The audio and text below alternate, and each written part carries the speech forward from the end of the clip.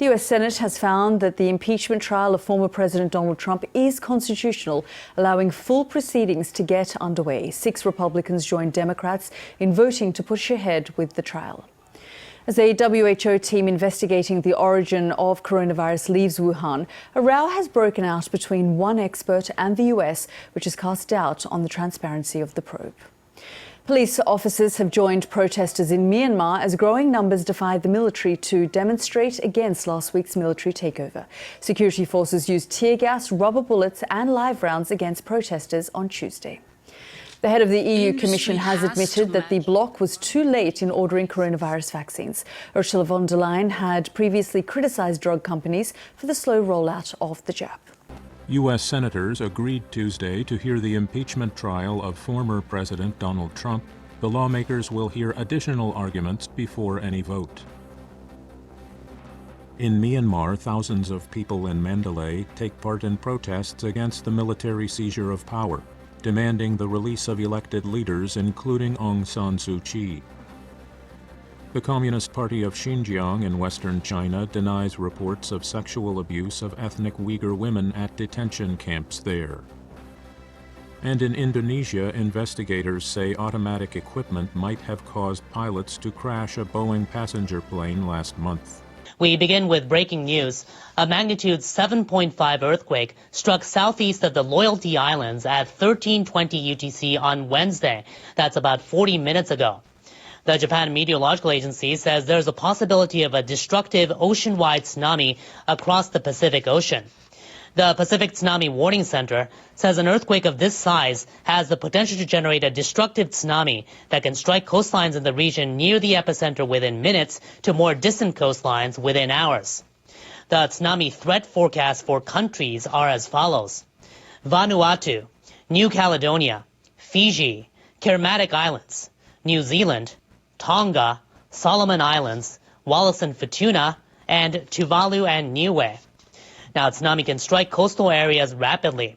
The waves can cause major damage, so anyone in those areas near the Pacific coast should listen to local authorities and disaster management officials for more information and updates. We will be bringing you more details as they come in, so please do stay with us. We move now to the coronavirus situation here in Japan. Daily cases have been steadily declining, but officials are calling on people to maintain vigilance. They say the country's medical system remains stretched and more transmissible variants are gradually spreading. The largest hotspot, Tokyo, reported 491 cases on Wednesday, a 4th straight day under the 500 mark. But the death toll is not following the same trend. More than 140 people died from COVID-19 in the week through Monday. That's about 40 more deaths than the week before. The capital's panel of experts says it maintains the medical system should be on the highest alert, red.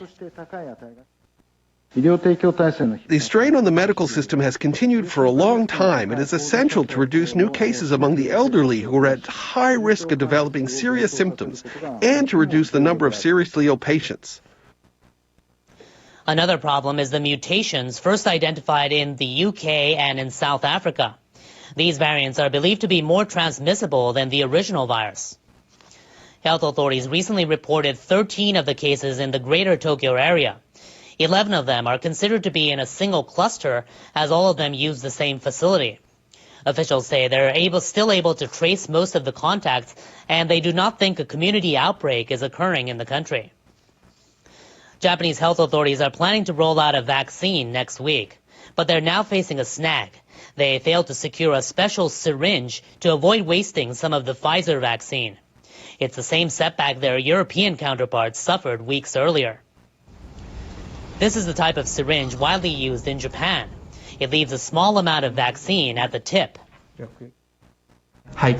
We have no choice. We have to throw away the vaccine, even though it is in high demand around the world. The European Union has been trying to secure a special syringe called a low-dead space syringe. By using this type, 6 doses can be obtained from a vial, 1 more than the initial amount. The world is scrambling for syringes that can provide 6 shots. We are now asking domestic firms to increase the production of these syringes, but currently it is difficult to secure them. This means it's now unlikely the government will be able to inoculate as many people as planned from the first shipment of the drug maker. Now, vaccinations are now underway in Iran, the country with the highest coronavirus death toll in the Middle East. People are getting a Russian-made vaccine as imports from the United States are banned. Medical workers were the first to get the jab. Inoculation started on Tuesday in the capital, Tehran. The Sputnik V vaccine was developed by Russia and imported earlier this month. President Hassan Rouhani viewed the start of the vaccination campaign online. I hope vaccinations bring health to the people and inoculation efforts proceed using both imported and domestically made vaccines. Supreme Leader Ayatollah Ali Khamenei called U.S.-made vaccines unreliable. Iran is trying to develop its own while also acquiring them from Russia and China. The country's confrontation with the U.S. has created challenges for people's lives for some time. It's also complicating efforts to protect the public from the coronavirus. Shifting now to Myanmar, where demonstrations against the military takeover are growing despite a violent crackdown.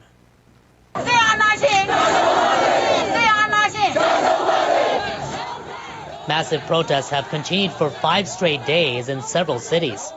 Government workers were among those who took to the streets in the capital in defiance of a ban on large gatherings. They called for the release of the country's ousted leader, Aung San Suu Kyi. On Tuesday, police fired water cannon and rubber bullets at demonstrators in Naypyidaw. Local media say 2 people were injured, including a woman who's now in a coma after suffering a gunshot wound to the head.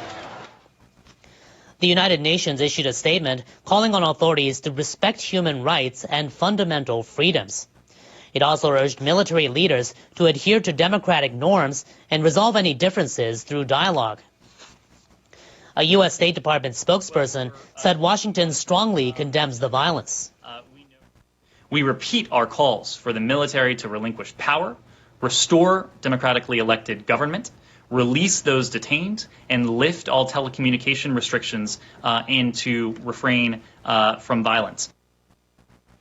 Meanwhile, sources close to Aung San Suu Kyi's National League for Democracy say security forces raided their party headquarters in Yangon Tuesday night. They say documents and money were taken. No one was in the headquarters at the time. One NLD member describes the raid as unlawful. According to the security camera footage, around 9 p.m., the military raided our headquarters and broke the lock. The witnesses mentioned that soldiers went inside the office with lights. The NLD party is still the ruling party in an elected government chosen by the people. We are the biggest political party in Myanmar. They obviously violated the laws. The military claims there was fraud in the November general election, which the NLD won by a landslide. But the country's election commission had said there were no major irregularities. In other news, a panel of the UN Security Council suspects North Korea stole more than $300 million over a 2-year period through cyber attacks. It believes the money was used to finance the country's nuclear and missile programs. The panel is made up of experts monitoring the sanctions on Pyongyang. It said in its annual report, cyber actors linked to North Korea conducted operations against financial institutions and virtual currency exchange houses. The report estimates the theft of virtual assets from 2019 to November 2020 at over $316 million. In a 2019 report, the panel said massive cyber attacks may have been launched by a group of hackers working under North Korea's Reconnaissance General Bureau. The latest report also accuses the North of illegally importing several times more refined petroleum than the annual cap set by the sanctions. It says the imports took place via ship-to-ship transfers.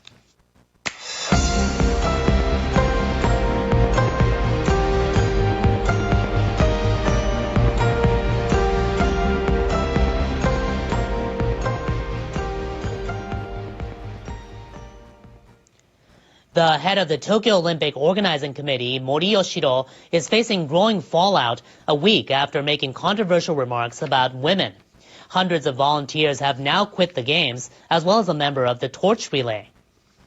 As a Japanese citizen, I found it difficult to accept the way Mori apologized and the way he is being defended. Tsubokura was supposed to run through a district in Fukushima Prefecture that had to be evacuated after the 2011 nuclear disaster. The relay is scheduled to get underway next month. I decided to quit so that officials will hear our voices. I'm speaking out in exchange for giving up my dream in order to make them face up to the issue of gender discrimination. Last week, Mori said committee board meetings attended by many women drag on for too long because they talk too much. Since then, more than 500 volunteers have pulled out. Some were supposed to help Olympic visitors navigate public transit in the city. Others were assigned to pitch in at the athletes' village and event venues. As a leader in the host city, I think it's extremely regrettable that this situation is making everyone feel uncomfortable. The organizing committee will hold a special meeting on Friday to hear what executives and counselors think about the issue and discuss efforts to promote gender equality. Toyota Motor says it expects a much better fiscal 2020 than it previously thought amid recovering demand for autos. It boosted its net profit forecast on growing sales in its main markets. Toyota expects the group to post net income of about $18 billion for the year ending in March. That's up from the previous estimate of about $13.6 billion. The revision follows another upgrade last November when the firm almost doubled its forecast figure. Toyota has seen a temporary slump in sales due to the pandemic, but executives say new model rollouts in its core markets, including China, the U.S., and Japan, have helped sales as demand picks up. Cost reductions at factories lifted the numbers as well. Toyota also revised upward the group's unit sales forecast for the year to 9.73 million vehicles. That's an increase of more than 300,000 from the previous estimate. Next in weather, warmer conditions are in store for much of Japan for the rest of this week. Our meteorologist John Thaneau has the forecast for here and elsewhere in our World Weather Report. Hello, it looks like we're going to be dealing with a warming trend as we go through the rest of this week across most of Japan. We do have a shift in the pattern to where we're no longer seeing a northwesterly flow, and that's slowing down the snow chances, and we're actually going to see temperatures warming up quite a bit, so that's going to really reduce the amount of the chance of snow. Can possibly see some clouds, maybe a few showers, but mainly going to be seeing a dry pattern coming up as high pressure moves in. Looking at the forecast, we're looking at highs that are closer toward April as opposed to February. Tokyo looking at high of 17 for the weekend. Osaka and Fukuoka looking at highs into the upper teens, as well as Sapporo will be above freezing as well as we go through the rest of this week. Now, we broaden out the view to show you what's happening across in other parts of Asia. We're looking at showers down toward the southern areas of China to Chongqing, Shanghai, Taipei looking at some rain with a high of 21 as we go through Thursday. Still, the capital of Mongolia looking at some snow with chilly weather as we go through the day. Meanwhile, we're talking about some really frigid weather across Europe as we're seeing half of the continent, the northern half, dealing with temperatures that are below freezing for an extended period of time. And now we're going to see yet another system coming in from the west, and that's going to help trigger the possibility of seeing some more snow from time to time. We're going to Thursday. Temperatures are going to still be on the cold side, especially for the northern areas of the continent.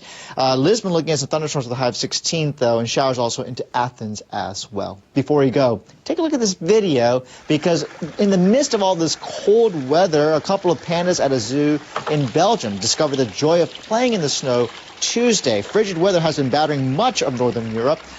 According to the zookeeper, the snow was a reminder of the bear's natural Chinese mountain habitat. For the two who were born in 2019, this snow was the first time they saw it in their lives. Had a few slip-ups, some missteps, but mother was a little bit more of an expert. Looks like they're having a lot of fun. Hope you have a good day wherever you are.